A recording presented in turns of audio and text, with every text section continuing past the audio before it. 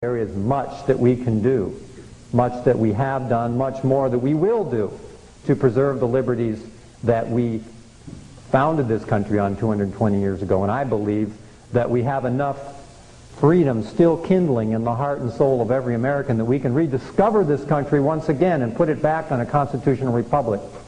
And we can do it in short order. Because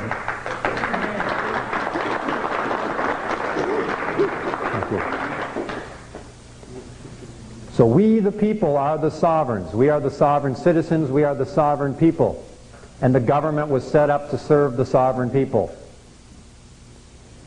So that is the principle that is central to the way our government works and to the way the political, economic, and legal systems work in every country and every power structure around the world today. Central to every war and every conflict that exists in the world today is the issue of sovereignty. Sovereignty is so key and so important that it is blatantly missing from our vocabulary. It is blatantly missing from our education, even our so-called higher education. It is blatantly missing from law school. It is blatantly missing. You don't hear it talked about in the media, except once. Only once did I ever hear the word sovereignty, and it was during the GATT debates on the floor of Congress for those who were opposed to GATT. And they were saying, but this would compromise the sovereignty of the United States of America, wouldn't it? Yes, it does, indeed. And so do all the other treaties that we have entered into since around 1945, whereby we have transferred the sovereignty of the United States to internationalist organizations. And so, in order to have a sovereign United States of America, there have to be sovereign citizens and sovereign people in sovereign republics in order for that to occur. That's where it begins, with the people. Now, before I get into citizenship and the distinctions thereof, I'm going to illustrate the power structure a little bit, because it's a mystery to most people how this seemingly very complex structure of control actually works. But it's actually very simple. All power structures are derived from sovereignty itself, all of them. In fact, the sovereignty, you could describe it as the invisible part of the power structure. It's invisible to us. We really don't know who all the sovereigns are on the planet today. They keep themselves invisible and hidden from us. But they are the puppeteers, and they are pulling the strings of the visible part of the power structure, which is the part that we see. We see the nation states, we see the transnational corporations, we see the international bankers, we see the internationalist organizations like the United Nations, the World Bank, the International Monetary Fund, the Trilateral Commission, the Council of Foreign Relations. These are all storefronts for the power structure. They're like Hollywood movie sets that all look like they have the power, but if you actually walk in, you'll see that they're really just kind of leaning up on 2x4s. That the power really isn't there either. Wherever the media directs your attention, that's where it ain't happening.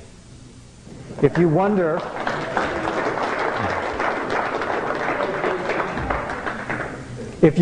why our attention is constantly riveted towards Washington, D.C. and what is Bill Clinton having for lunch today, and when is he getting a haircut, it's because power ain't there.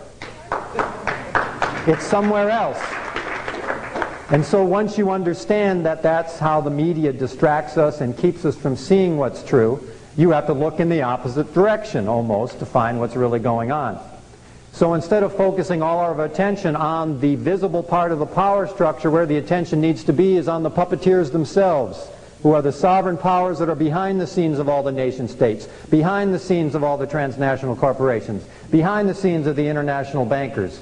And there is a lineage of sovereign structures that go back thousands of years. There's an excellent scholarly work by Alexander Christopher called Pandora's Box. Some of you may have seen this. It traces the genealogy of the power structure back 3,000 years up to present time to see actually where these sovereign power structures ended up here in 1995. And it's very surprising to find out that most of the people that are truly the sovereigns and the families that are actually behind it, you've never heard them before. You've never even heard their name. They're invisible. So, My estimate is today on the planet there are roughly 40 interlapping power structures in the world today that are the sources of these sovereigns. And they're all fighting with each other and wrestling for larger market share of control over the whole planet and the earth right now, and all of the nation states' economic systems and legal systems as well. They're not all one big happy family all getting together, you know, and chumming up. They're fighting with each other for control too. There's European power structures, American power structures, South American, Chinese, Japanese, Russian, a lot of power structures competing. And so who will prevail, we don't know. The cards aren't all on the table yet, and the chips aren't all counted yet. But nonetheless, the principle is the important part here. It's behind the scenes is where you have to look to find where power actually exists in the world today. And then, once the people reclaim their sovereignty and their sovereign citizenship, then we know who we're dealing with, because we're dealing on an equal par with those same power structures that are out there manipulating, controlling everybody else who has taken on a subject or a slave status. So, that's about all I'm going to say about sovereignty right now. We're going to keep coming back to it because, in conclusion, again, sovereignty is the central concept around which all political, economic, and legal systems revolve. That is the issue. Who is going to be the sovereign? Who is going to prevail? Is it going to be the sovereign powers who are the creditors of this government? Or is it going to be we the people, the sovereigns? Which one are going to prevail? That's the question. We are.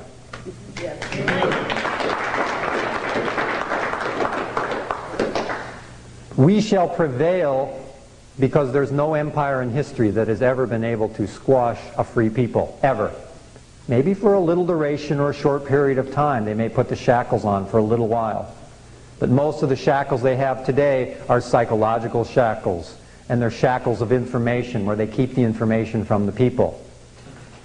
And once we release those shackles and those chains from ourselves and release ourselves from legal slavery, economic slavery, mental slavery, etc., and we liberate ourselves, then we are unstoppable. So that is my vision and my focus, and ours as well for today, and that's where we're going to end up after about 2 hours tonight.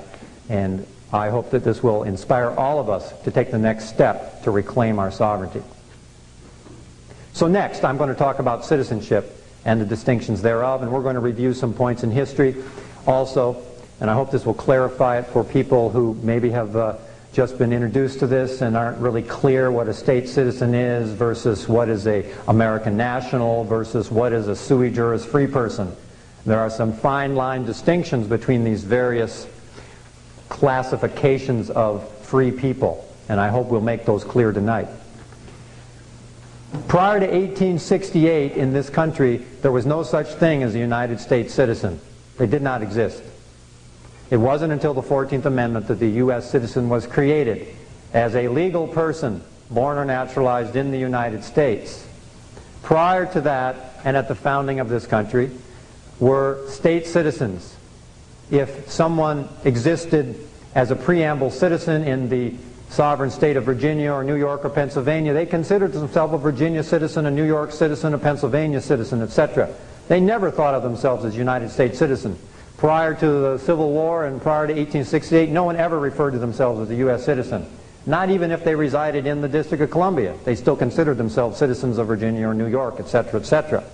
So it's a rather new concept, only about 130 so years old. But 220 years ago, firmly founded on those documents of American law that I already mentioned, the sovereignty was vested in the people. And the Treaty of Paris with Great Britain at the conclusion of the American Revolution said quite literally that the people shall have the same prerogative as the king. Now, you don't have to be a genius to figure out what that means. If you're a king or a queen or a sovereign, it means there's no superior authority. There's no one you have to answer to except God and natural law and unalienable rights and all that. The natural law, that you do answer to. But there was no other human government or human being that you answer to as a sovereign or as a sovereign citizen. The American Revolution was fought on one of the issues was on the issue of land ownership and property ownership. And that at the conclusion of the American Revolution, the American people held the allodial titles to their property. An allodial title is another word for sovereign. If you were a king or a sovereign and you owned a piece of property, you didn't pay taxes to anyone.